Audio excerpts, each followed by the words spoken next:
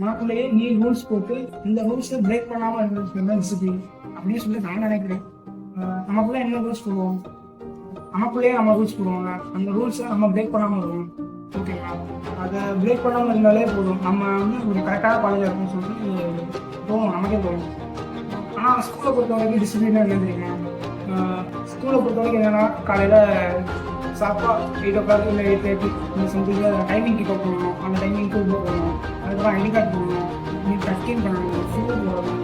இந்த மாதிரியான நார்மல் பேசிக் தான், நார்மல் ரூல்ஸ்லாம் வந்து அவங்க ஃபாலோ பண்ண சொல்லுவாங்க. படிக்கிறான் படிக்கலை, விளாடலை, அவன் சேட்டை பண்ணல, இதெல்லாம் அவங்களுக்கு முக்கியமே கிடையாது. ஆனால் அந்த டைமிங் கீப் அப் பண்ணுறானா, ஐடி கார்டு போட்டுருக்கானா, இதெல்லாம் நல்லா பண்ணிட்டு இருக்கான், ஆனால் படிக்கலன்னு வச்சுக்கோங்க, அவன் நல்லா பையன் அப்படின்ற ஒரு தாட்டில் தான் அவங்க இருப்பாங்க. சரிங்களா?